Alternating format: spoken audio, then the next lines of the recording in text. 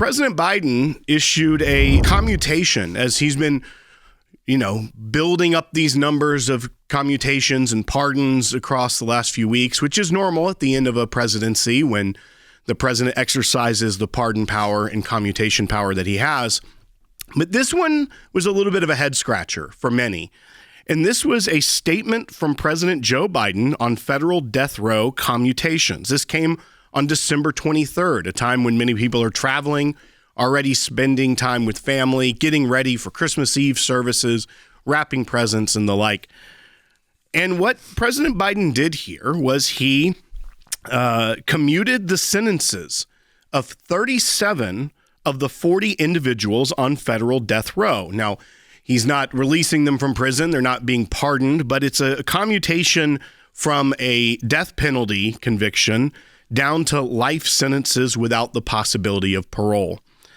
And at this time, as his legacy is being cemented, as his time in office is coming to an end, it still seems like the president is playing politics with his pardon power and with his executive powers. The 37 of these 40 individuals, 3 which will remain on death row, are notably Dzhokhar Tsarnaev, who was one of the Boston bombers, the perpetrator of the Emmanuel Baptist Church shooting, and the Tree of Life synagogue shooter. I don't even want to say their names because they are horrible criminals that are on death row. And now there is a very lively debate around the use of the death penalty around the world and the federal level. But it is a curious timing that President Biden decides to commute these sentences of these convicted mass murderers in many cases down to the life in prison without the possibility of parole, with the exception of 3, which he gives the explanation of these commutations are consistent with my moratorium my administration has posed on federal executions in cases other than terrorism and hate-motivated mass murder. So he has exceptions about something that he is convinced the federal government must stop the use of. He offers arguably an inconsistent explanation for commuting the death penalty for death row inmates. And you are quite right, Will, to point out there is this huge question out there. Where was Joe Biden 2 years ago, 3 years ago, 4 years ago? He had the opportunity to commute these sentences much earlier. It's important to keep in mind, as you correctly point out, that there is an open debate surrounding the death penalty. One of the arguments against the death penalty has always been the possibility that one of the defendants is in fact innocent. But there's no evidence, at least that I've seen on the record, that any of the commutations that he issued recently fall into that category. In other words, none of these prisoners were innocent, and there's no evidence of innocence which could potentially justify a commutation. But it's also imperative to look at the background. Joe Biden has basically offered a commutation clemency festival. Keep in mind, on December the 12th, he offered clemency to 1,500 inmates.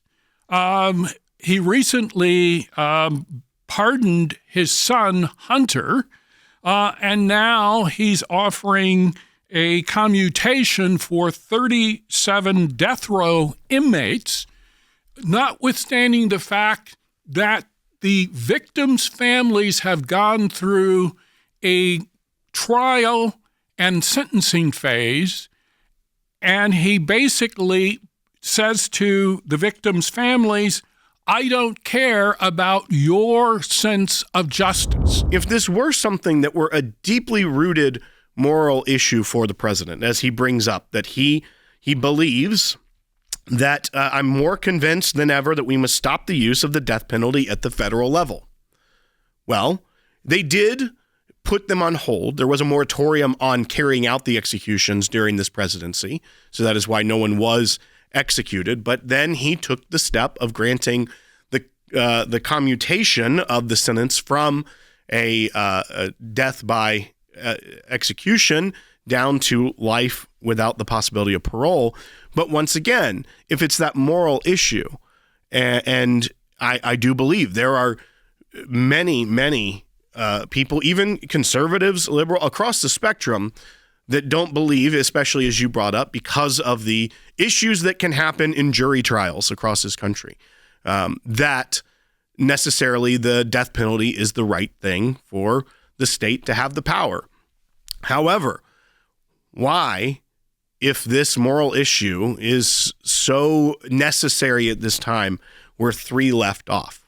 We're not going to talk about the crimes that were committed by those that got their sentence commuted, but I read some of them and they are horrific.